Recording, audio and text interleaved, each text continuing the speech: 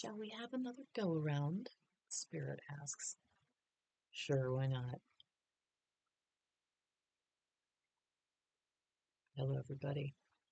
It's Linda Light, and here I am because I have something of value to share with all of you. And I've been away for a little while, and no explanations needed at this point, but everything will become more clear as you hear. I heard something this morning, yesterday, I don't know, in the last day. Everything's happening so fast. Trying to pin things down is proving much easier when you journal things. But anyway, I digress already. The Lionsgate portal, there's a few things I want to talk about. I think the title of this video is probably going to have to do with the 7 years of sorrow, or the 7 sorrowful years, or something like that. I heard that today, and I've heard it before, but it triggered something. And I started going, where was I 7 years ago? Because it was 2018. We all know I started my YouTube channel. If you followed my channel for a while, I started that about a year after my son passed. So it's February of 2019. But in the year before that, the summer before that, I had moved out of my parents' house. That's what you don't know what started before this. After my second marriage that didn't work, me and my 4 kids, we stayed at a friend's house for about 18 months, and I moved back home with my parents. And I wanted my kids to grow up in a stable environment because I couldn't provide what the world said was the mother, father, the stable family unit. Like, since I, in all accounts to society, failed at those aspects twice, um, I wanted to bring them up with at least a very good mother-father figure in the household that I grew up with, because I know for all the things that I can complain about is all the good foundations I got to make me who I was. So here I am. I'm back at my parents' house, and I made a commitment. I wanted my kids to grow up in the local schools because I know they're good around here. And I just wanted them to have a nice, stable environment, even if I couldn't provide the mother, father, typical family. So that was back in like 2002. So anyhow, back to the 7 years. The agreement was, once I paid off my end, because we put an addition up, and once I paid off my end and my kids graduated, my youngest one graduated high school, then I was free to move out. So that happened in 2016. But in 2017, I moved out. And I remember when I started on my own, I felt bad. I saw my dad starting to decline a little bit, but my mom was taking care of him. And I really needed to be out on my own. But what I didn't know was that that was the beginning of the 7 years of sorrows, because I didn't really want to leave them either. I felt a pull, but I also felt a bigger pull, and it was my spirit. And so everywhere I've been and everything I've done and everything that I've been through over the last 7 years led to this period of 7 dreams in 7 days, starting on August 4th this year at the Lionsgate portal. It was 7 initiations. And I would love to say 7 lessons learned or 7 something, but no. 5 5 major points or takeaways or lessons or fears faced, but the other 2, I'm sure, are just evading me at the moment. So I'm going to tell you like a little bit about this. I'm just going to share some of this, but I also wanted to say thank you for being here and spending a little bit of time. There's been so many things opening up that I'm sure for all people, even where you choose to spend your time is how you're going to fill your cup. And I hope you choose to stay along here with me and hear some of the wonderful things that have been opening up and blossoming and coming to just realizations. I hope that you spend some time, share with me a little bit, and maybe pick up some hidden, psychic or energetic treasures that maybe you didn't even know you were looking for, because they're all found within you. So all I'm doing is shining a light on what's happened in my experiences, and Spirit's like been pushing me to come on and do a live. And I've been talking to Bev, so Bev Morrison's going to be joining us again. The 2 of us are getting the push to start sharing again. We had to go fill our own cups. I suppose everybody's had to do that. And at the end, it's a very personal process when you need to have that inner reflection breakthrough. And even if you think you're there, there's always another there. There's always a next level. As you'll see when I share with you, I'll share the 7th dream. was back in school again, but it was a whole different um, feeling to it, and it was very much like that's the real world. Like you're here now. Like I'll share that with you when I talk about the dreams, but for now, um, there's things that are just too hilarious, and I'm sure you're seeing stuff in your life with tech or the KP index. I got to share this one with you too. This is like I'm gonna say this with all humility, but it's just so mind blowing. I kind of have to share with you and be like, what do you think about this? Because I think it's really freaking cool. I don't know what it means at all, but I know it's very significant. So when the solar flare, the geomagnetic storms that we're in solar cycle 11 right now, and the biggest storm that they had yet was in May, and it was on May 10th, May 11th. We just had the second biggest geomagnetic storm in solar cycle 11. So, and that was on August 12th, and that was my dad's birthday. So anyway, I have a screenshot of the KP index when it shoots up in red and burgundy and everything on May 10th is what it's dated.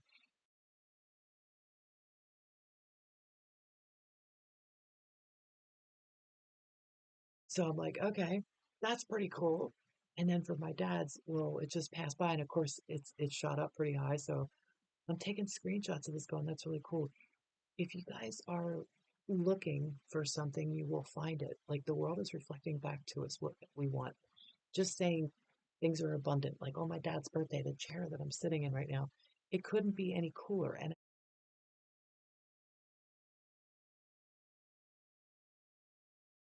I wouldn't have picked this out for myself, and yet love it. And it does make some noise, though, so I gotta be careful for the neighbor under me. But she says she doesn't hear anything, so it's great. It's like a gift, and it's these kind of synchronicities where if you show up or when you show up, if you just say yes. I could have said I'm too tired to go downstairs and look, but mom's coming in saying, uh, there's a chair downstairs. It says free. Anybody can have it. She's like, didn't you say you wanted one? And I'm like, I was kind of tired. Didn't want to really go down. But I thought for a second, I'm like, wait a minute. I could always manifest a chair that I want in my own time. So I was trying to make an excuse not to go downstairs. And before I spoke or said anything, I thought, wait, what if now is that manifestation of the perfect chair? So I said, yeah, I should probably go look at it. She goes, yeah, you should. And of course, I come back upstairs with this chair. It's um, and also a couple orders that we placed, like Amazon or mail order, and mom had ordered something for my jewelry and didn't tell me. And they were like these holders, so when I do my vendor show, I can put them in these little slots. Well, I had ordered the same thing. This kind of thing happens a lot with us. And when I ordered it, though, I ordered a couple other things I was working with my projects, and I didn't actually order the jewelry holder, not knowing that she had already ordered it. So when I thought mine was coming, it didn't. It wasn't even on my order list. And mom's happened to arrive like 2 weeks later because she does snail mail. Um, so it's these kind of things where it's like, oh, I started speaking and I want you guys to do this, practice doing this because it's working. Abundance is flowing to me from every angle possible. Like, just say that. Just say it out loud. Abundance is coming to me from all directions. So much abundance is coming in. I can hardly keep up. Like, and you have to keep, when your cup is full, you have to shareth the overflow from the saucer, right? So you're always full, and overflow is always just going out. Like, once you really hit that knowing and you're not taking from your inner tank something that might have been stolen from you or you've been deceived into giving. And now you say, whoa, let me plug that up for a minute here. Let's think about that one. That's what everybody's gone through, these purges and realizations and awakenings. And it's beautiful. It's beautiful to hear these conversations. People just understanding what truly is important to them when it comes to moving on, ascending, progressing. What does that mean? If you like John Lennon's song, imagine, and then you can find good and bad in the song, well, then you're encompassing both sides because it is all you. So, like, when you start getting to the point where some of these realizations become hilarious, um, Yeah, you're there, just keep going. So I want to talk about the 7 dreams in 7 days because first, well, the beginning of the 7 years of sorrow was when I left my parents' home and went out on my own, like really, truly not getting married when I was 20 and moving out on my own then, for like a dozen plus years or something. Not then early in life, but back as an experienced adult who is personally responsible and becoming very, very independent, very self-empowered, and yet really scared. It's like traveling across the country and I was pretty brave back then, I think. Sometimes I don't give myself enough credit for being brave, but that's the warrior too. I also knew I was a warrior, always have been. So I guess I relied on that protection from Archangel Michael and I've always been connected there. As a matter of fact, some of the dreams I've had growing up and some of the most intense ones are with Archangel Michael or my perception of who that being represented. But it was weird. One of them was on a spaceship. It was like a really high tech kind of place. And there was this light thing with sections and kind of like a wheel of fortune kind of thing, maybe, but not that dramatic and colorful and bizarre. More like separated in quadrants, and it had all the realms' names on it, all the different realms. And so, anyway, certain things happen that are personal to you that you keep to yourself, certain experiences, things maybe you don't even remember until something triggers that memory and it comes back to you. And some things you've just never forgotten, probably. So keep these experiences because they're your egos, your personalities, your incarnations' ability to have that record in that container of consciousness that is your personality ego. So that container will always be, because it was created. So here's your ego. It's not your body. Your body's just the avatar of the car. You know this. If you watch this channel, you get the whole picture. But some people are just waking up and maybe will watch one of these videos and be following along and going, yeah, that makes sense. Like where it didn't before. Like, turn that off. What's that nonsense? Right? I mean, we've all been there. What's that nonsense? Turn the channel. Um, so when it starts resonating, things start to just click together a little better with following mind systems that are multidimensional and especially trying to express itself for other people to understand. So, yeah, the mind can just kind of race all over the place too, and it's hard to pull it back on the track. Um, there's a lot of things that I wanted to talk about, except I will say this Sacred Warrior Space podcast will be coming back for cycle 4 or season 4, if you want to call it that. We call it cycles here. So, like, cycle 4. And I don't have the name or anything yet, but this is just all opening up since the 7 dreams in the 7 days. And that started on August the 4th. And I'm going to just read a couple of the things to put down as bullets that I wanted to share because if I don't, I could be talking all night. Yeah, all night. And I'm already like 13 minutes into this. All right, so Lionsgate Portal, some of the key points. Water is life. And if you want, let me know in the comments, like if you guys have similar experiences or when you're having initiations, dreams, if you can relate to the 7 years of sorrow, if it's 7 years of tribulation, or you'd call it something else, 7 seals, like each initiation could be a seal too. Like everybody puts their own interpretation to things, and some are more generally accepted than others. So, like, let me know in the comments while you're reading it or while you're listening to this, um, if you have similar feelings about the 7 years just being over now. Like, because that's pretty huge. When somebody said that and it triggered something in me today, I'm going, wow. Yesterday, but I want to say it was today. It just was the main topic of thought on the inner conversation. Like going back to where were you 7 years ago? Oh yeah, that's when I left my parents' house. Like, and then my oldest child died like less than a year later. And I started a YouTube channel thinking, well, because I was pretty spiritual then anyway. I was pretty awake then. At least I thought I was well on a journey. I hadn't started that 7 years yet. And you don't really know till you're kind of out of it. Something shifted. For me, that would have been in July. And maybe it's the Lionsgate that ended it. Maybe when the portal closed, maybe that was the end of the 7 years because something is definitely different. The experiences, oh my goodness. All right, so let me come back to these dreams because what I might do, I'm thinking first explain one thing about the Trinity. Okay, that's what I'll do. So you as the observer, look at it as the ego here or here, wherever, and the higher self. So you have your observer. You'd say like mind, body, and spirit, or you could say personality, ego, higher self, or whatever you want to call higher self, and then soul self or God self, right? So you still have a holy trinity within you. However you want to label it, doesn't matter. Really doesn't matter. Your holy trinity in you can watch the two go back and forth. It could be like the angel, the devil, like whatever you want to say. It doesn't matter what filters you put onto it. The point about it is experiencing it now as a real thing and watching and observing the dialogue that goes on in your head.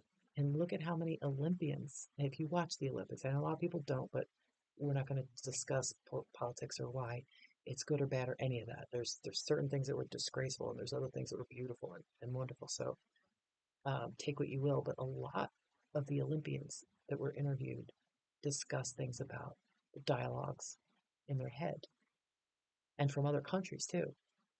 So it's important to see, what is that conversation that you're allowing or paying attention to or ignoring? Okay. So keep those things in mind about your own Holy Trinity. And that's the kind of stuff that I'm going to talk about on Sacred Warrior Space podcast, Cycle 4. It's going to be coming up. So that's hosted over on my Rumble channel under the same name. And I don't know if I'm going to post it here or not on YouTube. It's been on Rumble all along, and YouTube's given me a lot of grief over the 7 years.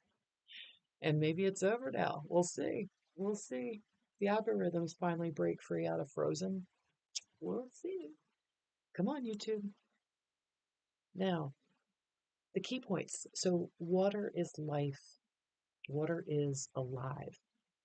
There's no limitation living quantumly, like miracles and teleportation, time travel, magical. Now, these are just bullet points because when I start talking about the dreams, maybe I'll do that in another video. Let me know if you want to hear about them in detail because you know, the dreams are like in the first one, I was transported to a staging area over at the local school that I grew up in, local Catholic school I grew up in. And I witnessed a man being rescued by water in a river that froze solid to protect his head from drowning. It was awesome, a miracle, right? And I was teleported back in time, at least a century or more to a happier time, and I knew that the water would save us. The small group of people from this church, we all needed to work together, and not everybody was happy about it. And where we were at the location where the man almost drowned, he was doing like hand mudras, like I do, right? Mudra in motion. And I was seeing him do these hand mudras, and I asked him to teach me, and he said he was going to teach me. And I was like, oh, I can learn this. Like, so that's still something, but it was rapid and smooth succession. It was beautiful. It looked like a hand dance.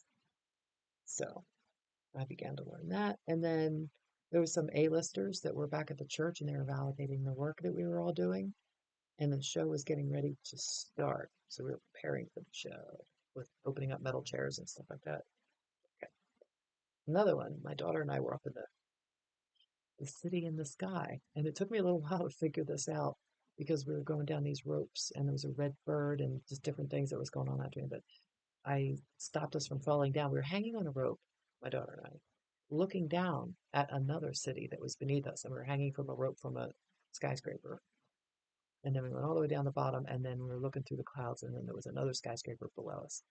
So, like, when I finally figured it out after I came back, it took like a day to integrate that dream. I was like, oh my God, that was the city up in the clouds. Duh. Literally, literally, that's where we were. That one was a really cool dream. These are only like takeaway cliff note kind of things. I have like pages written down of all these dreams. The third dream, that was the second dream. city in the sky. The third one was the golden light orbs. And I was with my aunts and all my kids. The kids were younger though. And I was trying to help one of my aunts see the golden lights. She couldn't see the orbs. And that one was beautiful. There was a lot of travel in that one too, which was really cool. Uh, yeah, there's a lot more to that one. The fourth one, fourth dream, 7 days, I had with my sons, both of my sons, and including the one that has crossed over. So my oldest, my youngest, and also my dad, who crossed over last summer on Father's Day. And so all of us were, the four of us were back at one of the houses that I lived at before I traveled across the country. And my three boys, yeah, my three boys and myself were there. There, somebody was painting the walls, and we were just trying to absorb the energy. I was saying there was, I guess, energy that was still ours. So we were trying to absorb the energy. And I remember knowing that it was the grid work or what have you. It was it was definitely absorbing from the location that you're at and not the actual structure of the house. So it was the location where the house was located that mattered. And that's what we were there doing, like retrieval work, which was really cool.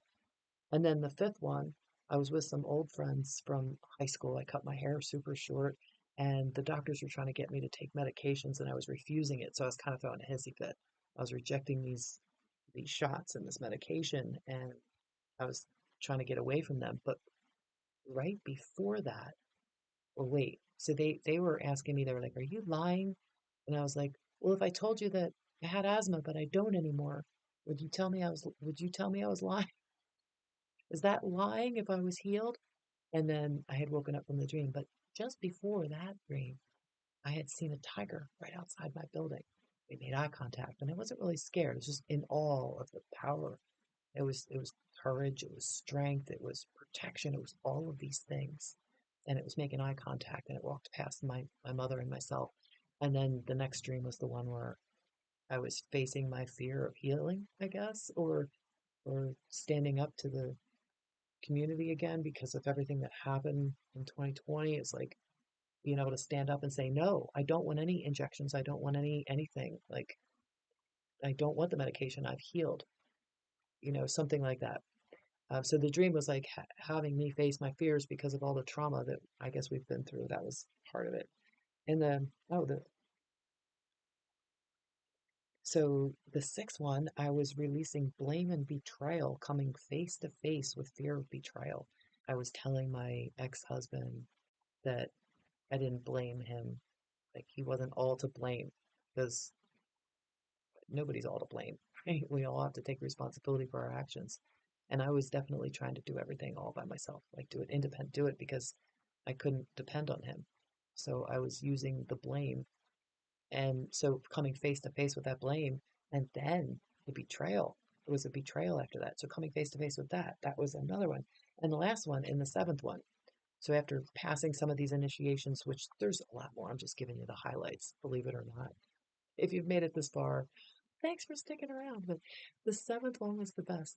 Back in school, new missions, floating in, like running, but not really running at all, just levitating, floating in to the school and knowing, like, yeah, this is going to be fun now. This is fun learning and being able to tune in psychically to groups of um, teachers, administrators, knowing who you are and that you have other missions to do and that it's okay if you're a little late to class or whatever, like just knowing like you're good when it's a new cycle. We all go through these new cycles and we step into our time and our place and where we're supposed to be. We're exactly where we need to be when we need to be there. And you always hear the right message at the right time. So don't forget that. You're not alone.